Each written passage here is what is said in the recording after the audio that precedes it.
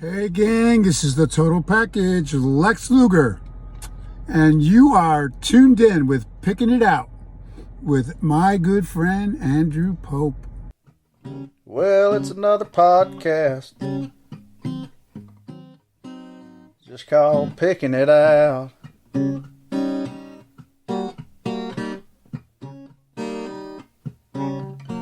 Yeah, it's another podcast, y'all.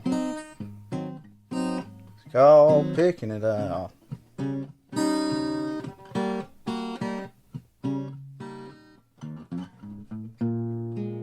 Got the total package, Lex Luger in the house. And we're gonna be picking it out. Oh yeah.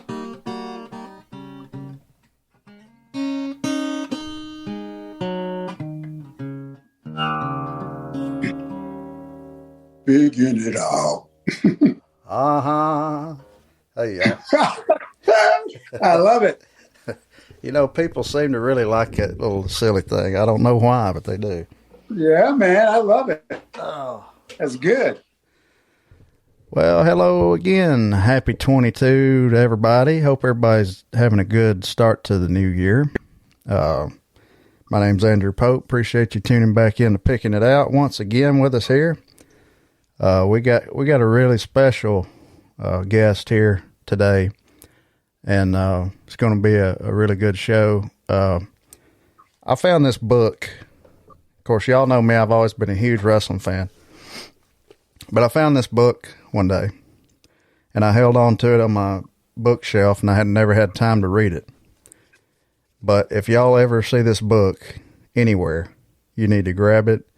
Whether you're a wrestling fan or not, really irrelevant. You need to read this book. This guy, I finally had time to read it, by the way, last year. And it's so inspiring. Kind of who he was, where he came from, what he became, what he overcame. It's an amazing story.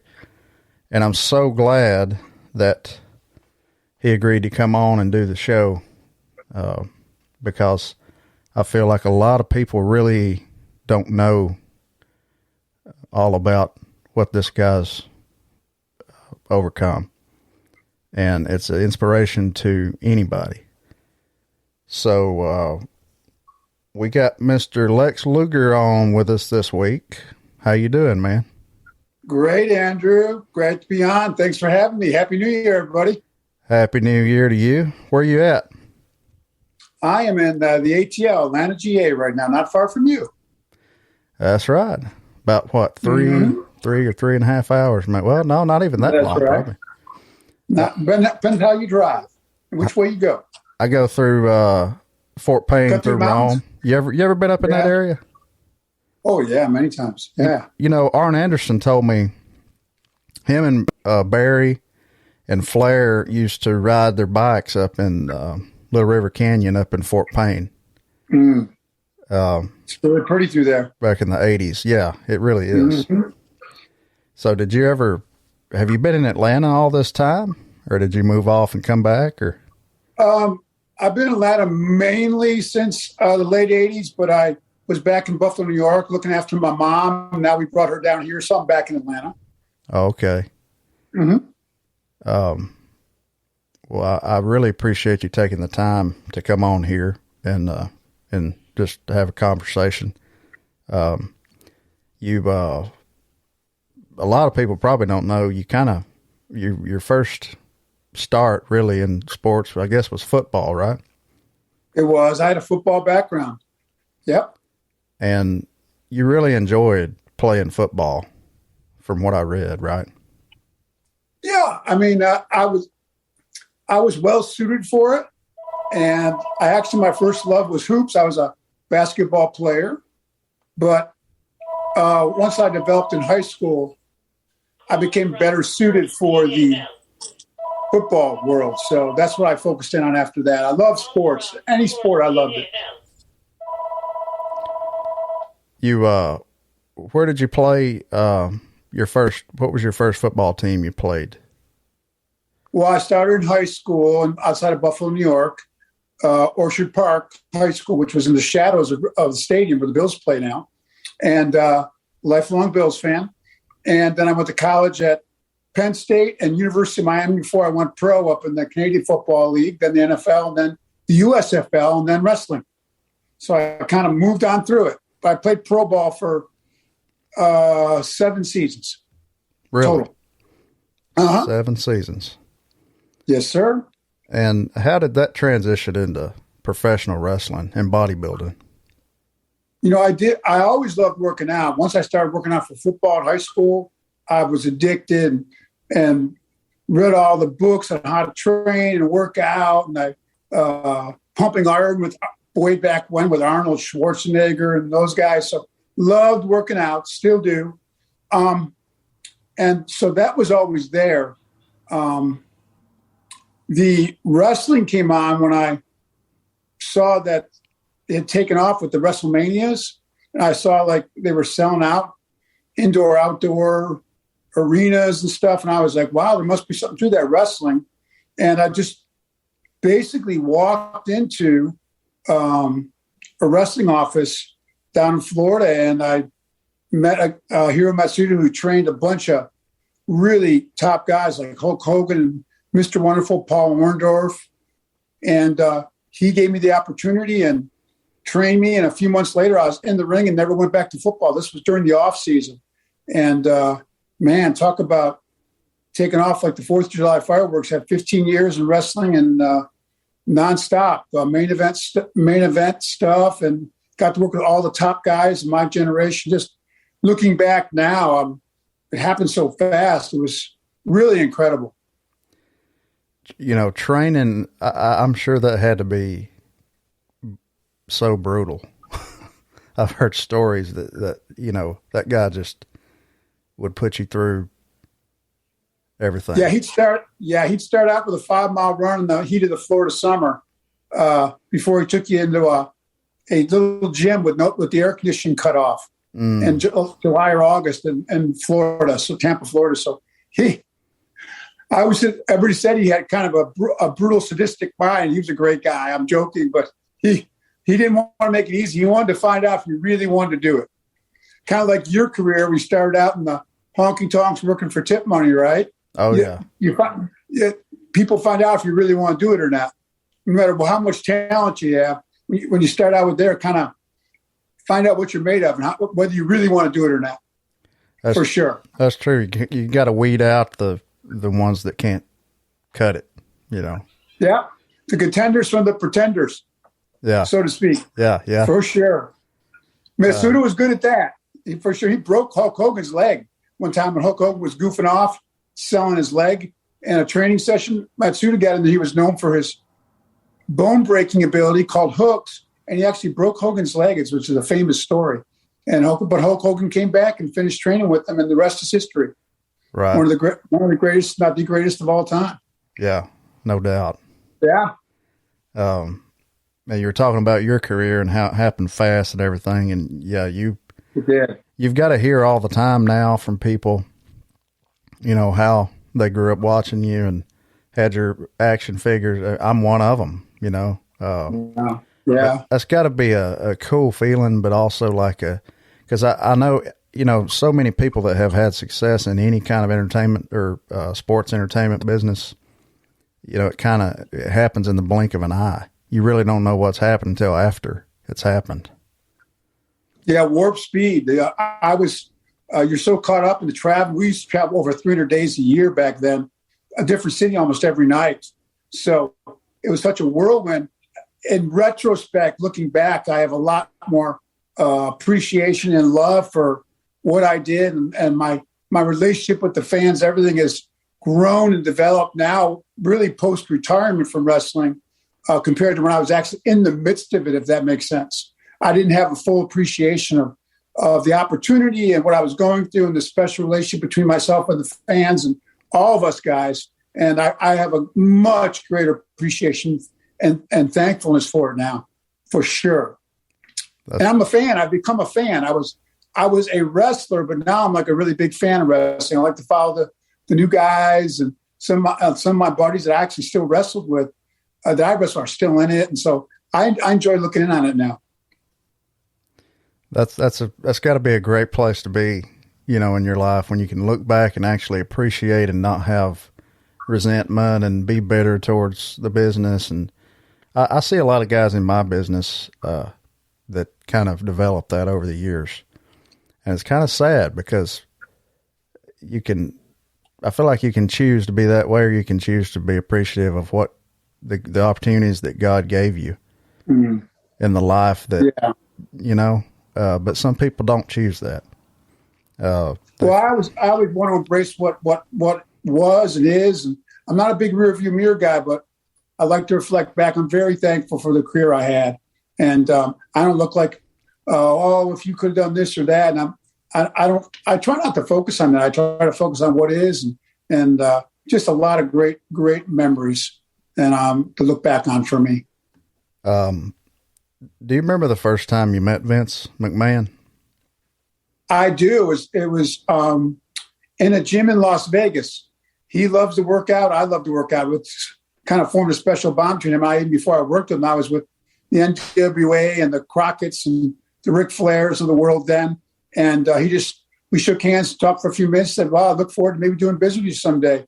That actual happen chance meeting in Las Vegas in a gym actually led to me ending up down the line going to WWE, because the rumor had it that I bumped into Vince in the gym, and the promoters and WCW had heard about it. Well, back then it was NWA, it just became WCW. Yeah. And that kind of developed the whole story of me later on going to WWE. So that was the first time in a gym in Las Vegas, just by chance.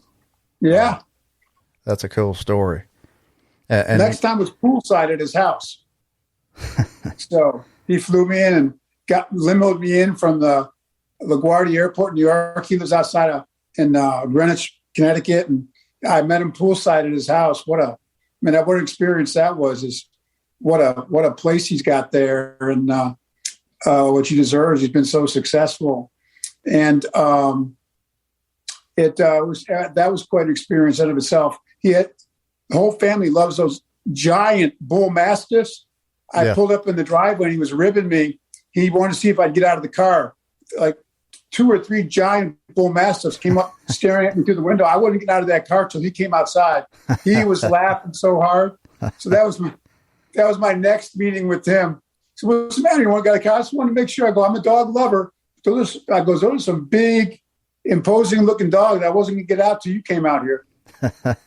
That's funny. Yeah, we had a lot of fun. We had a great, we hit it off really well. Well, you mentioned the Crockett and the NWA and WCW. Right. I have heard stories about the Great American Bash when it was, what you saw was just clips from various cities. It wasn't actually one pay-per-view in one, like it became. But right. I've heard stories of a lot of country musicians doing the Great American Bash. David Allen Coe, and a lot of the guys, for sure. Willie Nelson, a lot of guys were involved in some of that. That was a little bit before I came in there. Yeah. I came in there like 87-ish, but they had done a lot of those right before I had gotten there. I heard a lot of great stories from that, for sure. And I grew up I loved Merle Haggard and that kind of era of guys. So I loved hearing those stories for sure. Oh, yeah. I was going to ask nice if you playing country music and pro wrestling down south, right? That's it. Doesn't get any better than that. And football. Yeah. That's right. That's about it. That's all you need. You got your Roll Tide hat on. Yes, sir.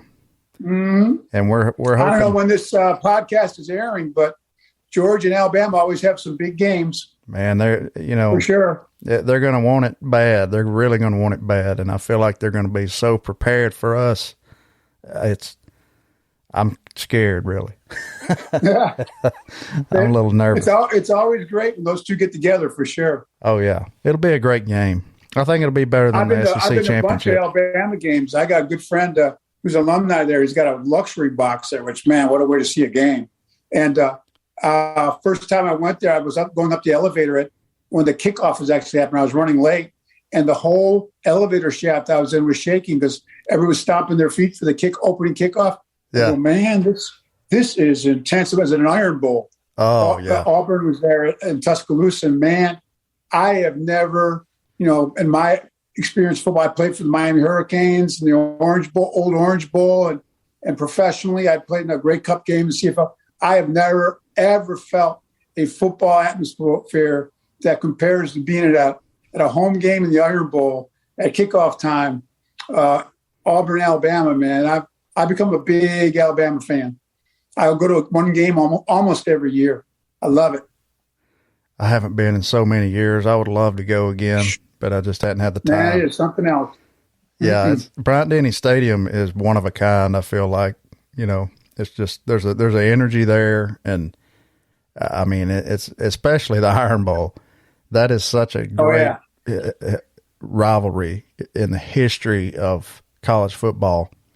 Maybe the best. I heard it was special, but until you're there, you don't really. You got to be there and feel it. I mean, I grew up pro football, NFL, because I was a Buffalo Bills fan growing up. I grew up in Buffalo. We didn't have really a strong college program nearby the University of maybe Syracuse, but living down south most of the last 30 years, I've become a huge college football fan. So having Georgia and Alabama right next door, and I've been to some of the Georgia games. I've just fallen in love with college football. The atmosphere is, I think, almost second to none anything I've been around, maybe other than pro wrestling. Wow, that's a testament right there. Oh yeah. Well, how did you get involved in Vince's bodybuilding organization? Well, that was actually a circumstance where he was trying to develop a magazine and a supplement program to go with it, kind of like Joe Weider and the old Muscle and Fitness. I think they still have Muscle, but everything's going digital now. But Muscle and Fitness used to be like the bodybuilder's Bible in the magazine genre back in the day. And Vince, he is just a unbelievably courageous entrepreneur. That's been a reason, I think, one of the many reasons he's been so successful. And he's not scared. He poured a bunch of money into time and money and effort into building, because he loved working out just like I do. He wanted to build like a competing magazine and supplement business, everything around the World Bodybuilding Federation. And man, he went after it. It didn't work out the way he had hoped, but he signed me actually to a 1 year. When I left the NWA, I had a year left of my contract, and I couldn't wrestle for a year. So I ended up partnering with him in the WBF. I was going to be a guest poser as a guest pro bodybuilder, because I was getting paid with a 1 year contract to be a pro bodybuilder. Wow! I didn't qualify through anything I had done, but I was going to be his guest poser. I had a motorcycle wreck like 2 weeks out after all that training, which was disappointing. But I'm thankful I survived it. And I had a lot of fun getting ready for that. I wish I could have actually done the guest posing, but it didn't work out that way. But I did a 1 year contract, which segued me into wrestling with them, with the WWF, which is now WWE. And is that the time did you really realize that you might have made it, or did you realize that back in the NWA days, or was it later? It happened. It happened so quick for me. I mean, 3 weeks into my career, I had the biggest title down in Florida, the Southern Heavyweight title. I beat the likes of legends in the business back then, like Wahoo McDaniels. I hadn't even been wrestling for a month. And I went to the NWA with the Four Horsemen, which is one of the top groups ever in pro wrestling, and wrestled with Flair and Iron and Tully and J.J. Dillon, manager. It happened so fast. I became U.S. champion. Then I was challenging Ric Flair a year later for the world title, and just everything happened so fast. And I'm told back then, thankfully I'm a little bit different person now, but I was told one of the reasons I was successful, I never lacked confidence. Let me put it that way. Some would say a bit of arrogance. So I kind of thought I was a star right away back then. Yeah. I wasn't, but I definitely you're asking me, did I believe, or when it hit me on Star, I thought I was a star basically right away. Yeah. You believed in your gimmick, as they say. Oh yeah, no doubt. I was definitely fully immersed. I learned it from the best, Ric Flair. He said, image is everything. So he took me shopping for cars and clothes and robes to wear to the ring. My mentor was Nature Boy Ric Flair. So that'll give you a little hint of where I was at for sure. I remember I bought my first car and I go, what kind of car should I buy? I go, oh, you got to buy a top of the line Mercedes, Lex. Okay. And he goes, I bought one. And I said, Rick, where do I go? You know, summers down south are hot. I go, I wanted to get my windows tinted. I thought it'd be cool. He goes, don't you dare tint those windows. I go, Nate, why not? He goes, because you buy a car like that, he goes, it's all about image. He goes, you want people to see who's driving it. Yeah. It so embodies Nate and why he's been one of the most successful guys ever, not only in wrestling, but a cultural pop culture icon. Sure. He has lived his gimmick, so to speak. So, and he was real serious about it for sure. And that kind of Rick, looking back, gave me that kind of confidence. And he taught me, man, you got to live it out. And I went down some bad roads down the line for me, which was bad decisions I made. But Rick was basically laying out the foundation groundwork for me to always believe in yourself, be confident, and live it out, you know? Yeah. So, which was very, very, he was a huge, very instrumental in my early success in my career for sure. Him and both Horsemen and JJ, it was a great time for sure early in my career. Which laid the groundwork as we were talking about going to WWE. Yeah, sure. Yeah, he's one of a kind for sure. And absolutely, he might have saw that little bit of arrogance that you had, and it reminded him of him, you know, and he thought, maybe, we got along just fine. Oh, yeah. He's to this day, most everybody loves Nate. He's just wonderful to be around.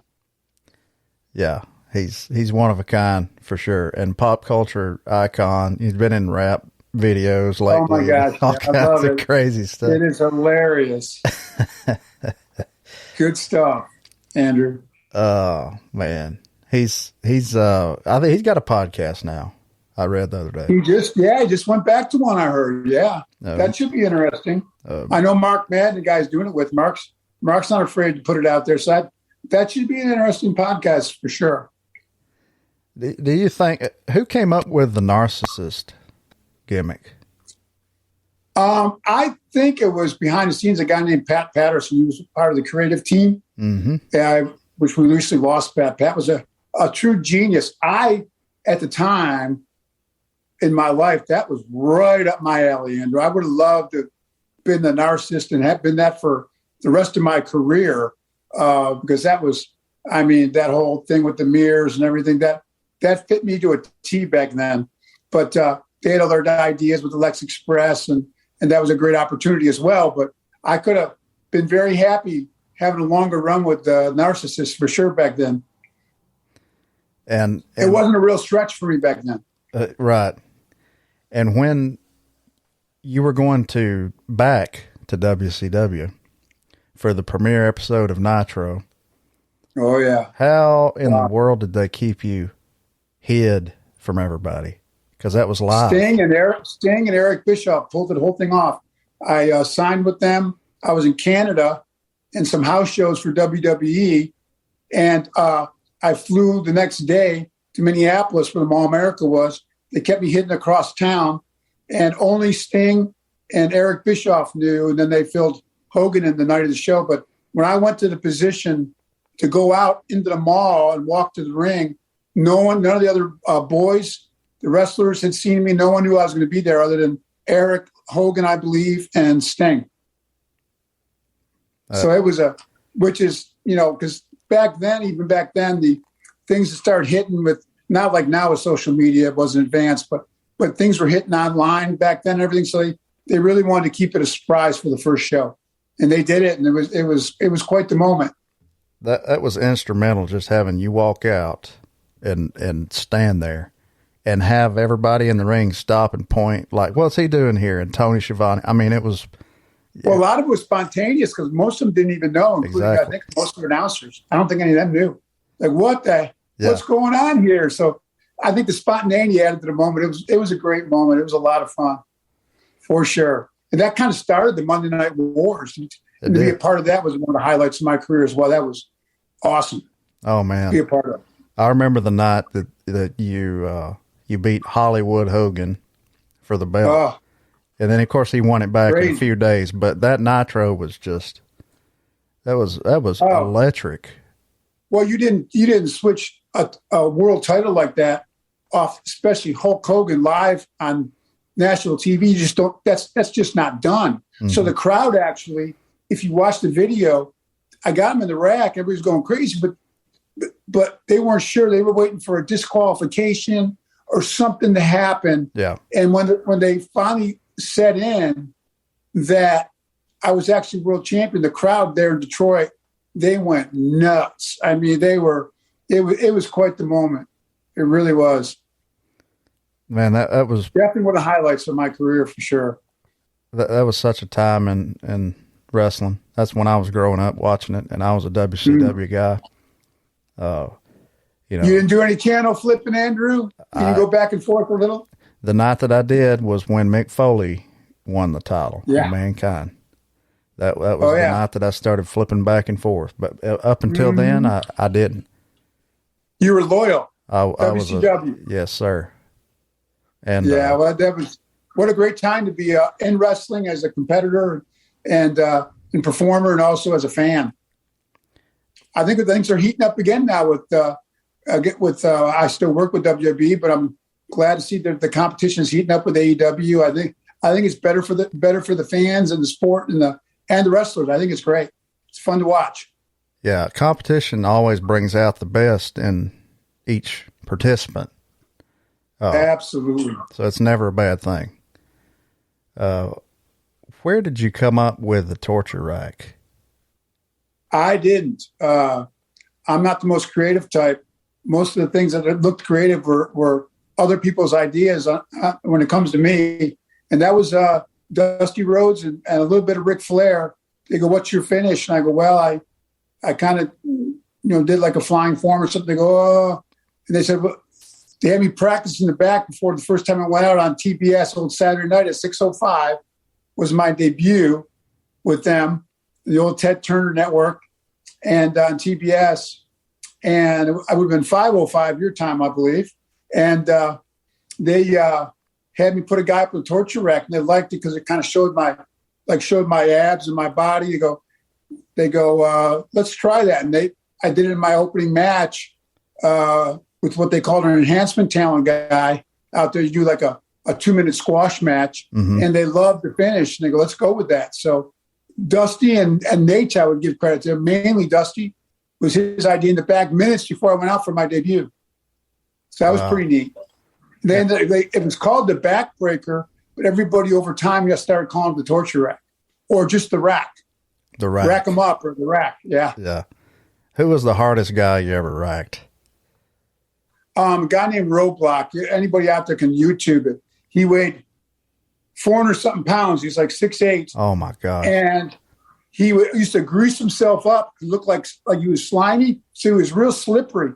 I tried to get him up twice and couldn't. Everybody thought that it wasn't going to happen. The third time I finally got him up. But that was definitely, without a doubt, the most difficult. Roadblock. Anybody wants to watch that on YouTube, look it up. My gosh, he was a hard one to rack for sure. I mean, he was much more difficult than I had.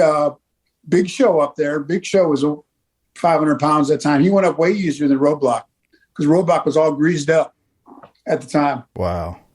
I would have guessed Big Show or the Giant. Yeah. But I mean, he wasn't easy. I felt like an ant under a watermelon with him up there on my shoulders. But Roadblock was the toughest one to actually get up on my shoulders, for sure. The relationship with Steve Borden that you've had is very publicly, out there that y'all are real close friends. he Friend helped is a you. friend at all times. Proverbs 17:17 has been with me through thick and thin. What a relationship we've had, and what a friend, for sure.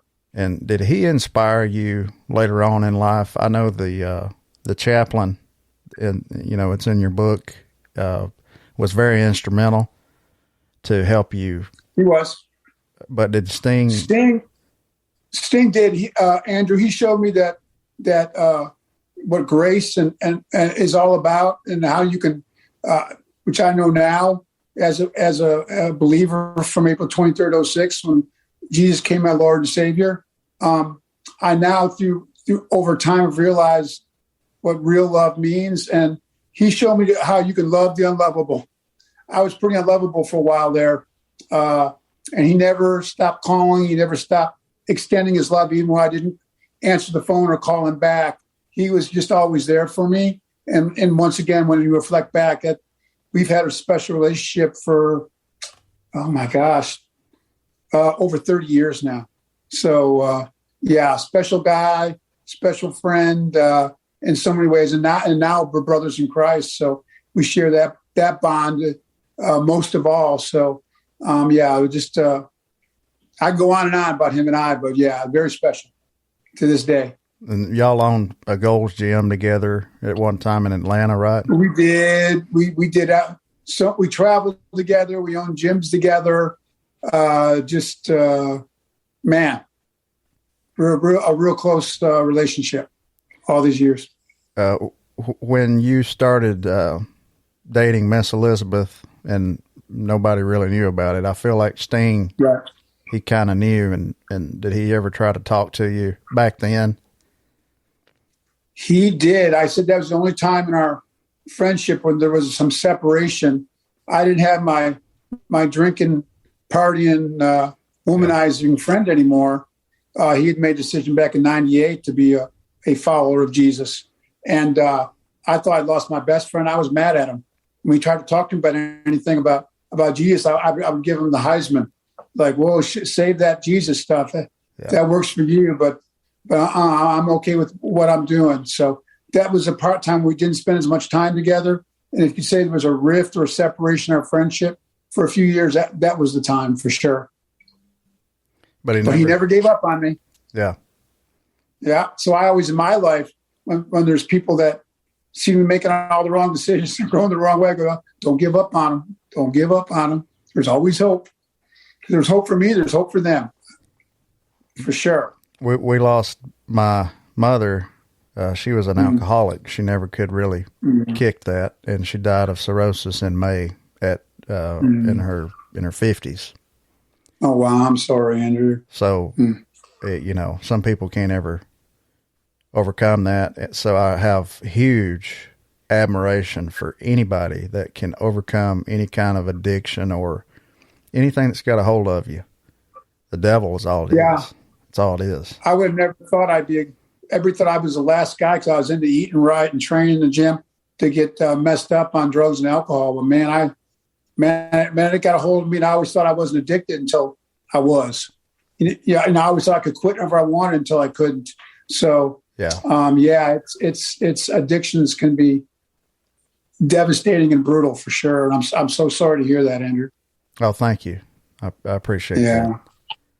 What do you think it was for you? Was it just the road life kind of taking its toll, and it's just there and it's easy and that kind of thing? That was definitely part of it. The lifestyle for sure that was around me. And you want to fit in. So that was part of it. I also had a yearning that no matter how much money or fame or success I had, I always thought, well, is this it? There must be more. I didn't know that we were designed by God to be in a full relationship with him. And that's the most important thing. It's the only way you truly be satisfied and have peace in your life. So I started looking for love, or looking for that pinnacle of success, that mountaintop I was looking for in all the wrong places. When the money and the fame and the success didn't do it, I went on the pleasure-seeking journey through women and drugs and alcohol. And that was the path of destruction for me. I'm very thankful that in my story, I talked about in the book, I explained how I ended up in jail. I was in a really bad place. I met a pastor there, and who became my friend and shared the good news, the gospel with me. And I got saved on April 23rd of '06. Praise God. Hallelujah. And my life was never the same. And it's been just incredible. I'm so thankful that God placed those kind of people in my life to share that with me. Yeah, I'm a firm believer in everything happens for a reason, and it all lines up like a puzzle, you know. No doubt. God connects all the dots. He's the creator of everyone and everything. So I'm glad he's in charge, not us. Yeah, for sure. Absolutely. He's people forget that he's still kind of in charge. People forget that. Yeah. You know, they're trying to take God out of everything now. It makes me sick. I grew up in a Pentecostal church.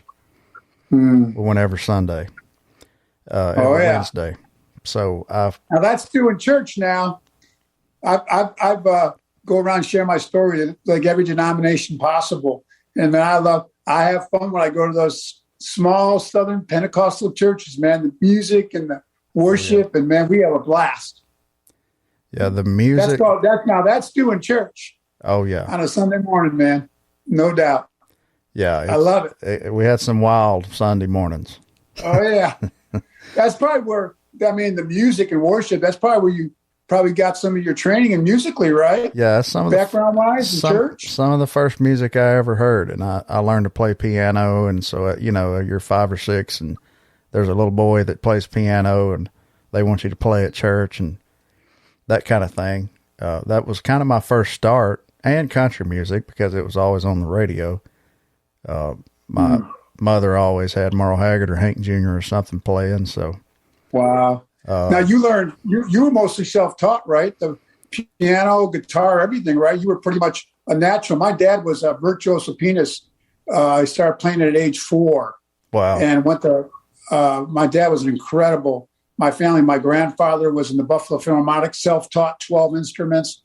I had a lot of musical background. I went to sports route, but my brother picked up a guitar and just learned to play it. And my sister's a great pianist. I marvel at them because I could not do the instrument thing. I don't know whether I didn't have the patience or any of the ability. My brother, sister, my dad, my grandfather. I was reading a little bit of your background, and man, how you were self-taught, and I believe also we're talking about the good Lord. I also think a lot of that's a gift from God. We all have natural talents and abilities that he gives us. There's spiritual gifts as well once we believe in Jesus, our Lord and Savior, but there's also natural gifts and talents he gave us. And I saw that in my family. I was reading your story. I said, oh, man, he's reminded me of some of the folks in my family that self-taught on the instruments and that gift you have for writing songs. I've seen some of the collaborations you've done lately with John Schneider, I love his walk with the Lord. Some great stuff you've been doing. I really admire that. I appreciate that. Yeah. I think it is all a gift from God, just like how athletic that you are and you've always been. That's a gift. I mean, yeah, you could train, you can do the nutrition, you can do all of that stuff. But I mean, when it comes down to it, I think you're kind of either wired internally for that or you're not. And if you try to force it, you're not going to enjoy it. It should be natural, right? Absolutely. I totally agree. Yeah. One guy told me God designed us all like snowflakes. Everyone's a little bit different. Every snowflake that comes down, we've got 7 or 8 billion people, and so we're all designed a little bit different. And God gives each of us, he has a plan and purpose for it, I believe now. And we have talents and abilities and gifts he gave us. And it's up to us whether we develop them or not. Mm-hmm. We play a role in that. Yeah. But most definitely. Well, you was talking about your book, and I'm not going to give everything away for everybody that's not read that. But there was such a time. What a ride, man. What a ride. There was such a time right there with the death of Miss Elizabeth, going to jail, the injury. Spinal cord injury, yeah. I picture that you had to just kind of look at yourself in the mirror one day and just like, what happened? Yeah, there were some dark times for sure. Thankfully, my spinal cord injury happened after I came to faith in the Lord. that was made a night and day difference in my life. I still have my moments, wondering, why, Lord, did you let this happen? That kind of thing. Questioning God.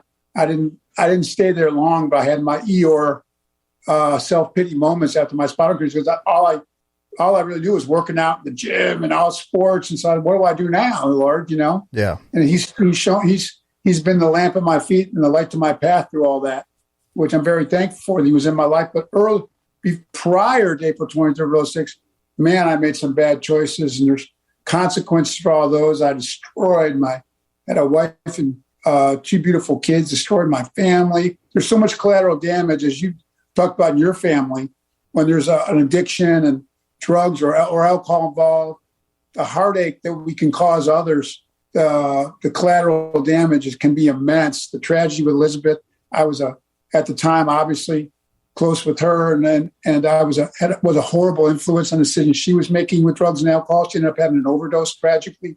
I went from bad to worse after that. I'm really not to give it all away, like you said, but I'm a miracle of God to be alive, sitting here with you, enjoying this interview right now with you here in Atlanta. I can't describe how thankful I am, Andrew.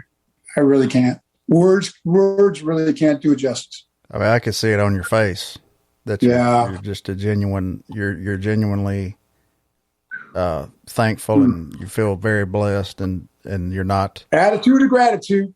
It's got to be a tough thing, man. I mean, I'd like to think that I could be that way going through all that stuff and having the life that you have, but I don't think any of us would really know until we're there. But you can make the choice to take it negatively or positively. If you took it negative, you probably wouldn't be here. I had another chaplain after my spinal cord injury. I was having my self-pity moments at a world-class rehab center here in Atlanta called Shepherd Centers for spinal cord injuries and severe brain injuries. I was there for 2 years. And a few weeks in, I was having my feel sorry for myself, why moment. And another chaplain came and go, Lex, you realize that most of the 80+% of the people you're in rehab, in that big rehab room every day, are young men that watched you growing up. And what an opportunity you have to witness them. I'm like, man, I'm paralyzed from the neck down.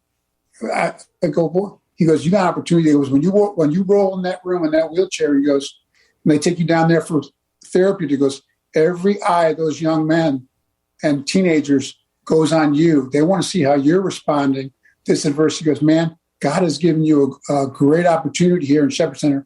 And that was kind of my question. I should look at the verse, Proverbs 3, 5, and 6, trust in the Lord with all your heart. Lean not upon your own understanding. And I was given understanding through another person spoke into me that, snap out of it, Lex. You're still, God can still use you. Because my thing was, well, how are you going to use me now? I was going to be a warrior for Christ and with my muscle suit on and travel around sharing my testimony. Who wants to listen to me now in a wheelchair? And that chaplain showed me God will use you right where you're at. He meets you right where you're at, no matter what's happened. It's not that it rains on the just and the unjust, good times and bad times. The sun rises and sets on the good and the evil. But man, God, when he's your Lord and Savior, he's with you through the good times and the bad times. He never leaves your side. You might try to leave him, but he never leaves you. Do I make you feel like you're back in Pentecostal church again here? Yeah, a little bit. I'm liking it. Oh my gosh. But yeah, we can look at adversity. I was taught is that you can be a bridge or a burden. You can become bitter, you become better. We have a choice. And man, I choose to become better and use it as a bridge into something else. God, I believe, still has a plan for us no matter what, if we're still breathing. And so you can be a rear view mirror guy or a windshield guy. I'm a front windshield guy. And God brought me through it and has given me all kinds of opportunities to witness and work with people that I do addiction counseling. I got certified to be a recovery coach, and I love doing that, to give out hope for the people and work with people. And I work with doctors up in Buffalo and down here in Atlanta. So I love doing that in my spare time. I still work with WWE with their Legends program, which is awesome, and do fan interactive events with them and get out on the road some with the rest of the guys. I love doing that. So man, God is good. That's great. Andrew, God is good, buddy. That's great. And thank you for the counseling going into that, because that's, like you said, people, a lot of people do look at you like a hero or a superhero of sorts. And, you might have a little more influence than just your licensed counselor, if you know what I mean. So right. That's a big thing for you to take that on and do that. Absolutely. I was taught by my mentors that the comfort we receive from others and God, we can use to comfort others. It's in the Bible, 2 Corinthians 1, verse 4. And I really have kind of taken that verse to heart. Why we're here to love God with all our heart, soul, mind, and strength, and to love others, love your neighbor as yourself. So we're here to serve, use our talents and abilities, whether it's wrestling or working out or music, and to love and serve others. So that gives you that true purpose and meaning. It's get you revved up to get out of bed every morning and take on the next day. For sure, know each day is a gift. So that's kind of the way I approach life these days. And I'm very thankful for it. Amazing. Again, if y'all have not read this book, it's Wrestling with the Devil. You've got to read this book. I mean, there's so much more in this book that we're not going to give away, because you need to go read it. And this come out a few years ago. This is not new.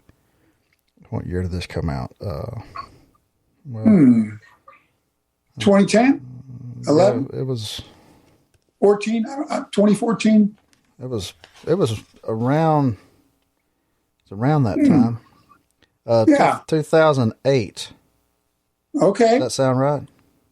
That sounds a little early, but yeah, it's been a while for sure. But this is it wouldn't matter if this book was 40 years old. That's irrelevant. Yeah. It's amazing. Well, my story is my story. Some may love it, some may not, but it's my story. And once again, the good Lord wants us to share our story with others as an encouragement. So some be encouraged, some won't, but you feel commanded to put it out there. Yeah.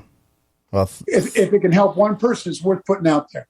Well, thank you for doing that book and for everything that you're doing. And I know you do a lot of stuff just for out of your pocket, out of the goodness of your heart. Not everything, but don't get everybody get the wrong idea. I still cast the checks once in a while, but yeah, I know what you're saying for sure. We want to give to others for sure. Absolutely. And our time, talent, and our treasures to others. We definitely want to be a generous giver for sure. You came to Boaz, Alabama, once. I guess this may have been around 2008, actually, 2006 or something. And you were doing just an appearance, and I think Buff Bagwell was there. I think maybe he was wrestling, but I was in the little crowd. Okay, that was my first experience, because I had been to Monday Nitro and Thunder, and I had been to those big live TV shows, even Raw. I had never experienced the small town independent wrestling scene. Oh, those are a blast, man. I don't do a lot of those, but when I go to I always have a great time. Those are like your real, like, local hometown, like, wrestling fans, man. We have so much fun at those. I love doing those. To this day, they're fun. Yeah, it was. I can't remember the exact year. 2006 or 7, I think maybe it was. But you walked in, and you were trying to find where your setup is, and man, they had you set up like in the crowd. Basically, you had to walk through these little narrow sections, and I'm like, this is Lex Luger. Y'all should be. Well, you got to kind of wing it at those independent shows. It's not as polished as WWE or something like that for sure. Yeah, it's a whole different experience. It's totally different. Anybody that's ever been. It has its own individual charm, Andrew. You know how it is when you play in like the little honky tonks. There's a certain charm to that. You know, you have to. And I love that. Still, I love that. There's something about that. Absolutely, that's kind of how we look at when you get to do an independent once in a while. I'm doing one with Ricky Steamboat coming up in Tennessee. When is that? February, I think. I still love to do those, man. Those are a lot of fun. You know, it's I'm not getting the ring. I'm just taking pictures and signing autographs. But sure. I mean, I love going to those. We have a great time at those. Yeah, I would imagine those would be fun. Some real wrestling fans. Oh yeah, yeah. Oh yeah. I remember one person wearing a Dale Earnhardt shirt, and then like a WCW with the purple hat, the old WCW hat with like the yellow. Yeah, man, the old time wrestling, and racing. Mm-hmm. Uh-huh. Yeah, that was an experience. And you know, the indie today, it's a lot bigger deal than it was back then. There's some pretty good sized independent organizations now. Absolutely, it's thriving right now. It's kind of made a comeback, which is cool. It's great to see. It gives guys opportunities to get in front of people and get noticed. So I love it. And you know, all these guys grew up on guys like you, so that's got to make you feel good too when you get to meet them and they tell you that, you know. Absolutely. Well, where can people go to keep up with where you're going to be and your schedules and your? I'm not on Facebook or anything. I am on Twitter. And that would be at Genuine Lex Luger. So that'd probably be if I had to pick a place, that'd be the best place to kind of keep up with what I'm doing in that regard. Thank you for mentioning that. Appreciate it. Oh, absolutely. Because, you know, people still want to keep up with you. And that's kind of how we connected, was through Twitter. It is. I believe. It is. Yeah. It is. We followed each other and we direct message each other through there. And those things can do great things, which is why we're on this right now. I love it. For sure. I thank you genuinely for everything you've done and you're doing and for doing this. I really appreciate it. Thank you. And I'm so glad to be on. I've enjoyed it very much. Thank you. There's still a lot of people that want to keep up with you. So like he said, it's at Genuine Lex Luger on Twitter, not on Facebook or any of the other stuff. No. Go to Twitter and follow There's him. a rap guy called Lex Luger on Facebook, I found out. I heard something about that. It's like the same, spelled the same and everything, right? It is. You know what they say, imitation is the sincerest form of flattery, I guess. That's the narcissist coming back a little bit on us. Yeah, there you go. Oh, man. Lex, I appreciate it. It's good to have a conversation with you. Good being with you. Let's do it again sometime. Yes, sir. Let's do it. Thanks for having me on, buddy. Take care. All right, man. And y'all been tuned in to Picking It Out. We've had Lex Luger as our special guest today, and we'll see you next time.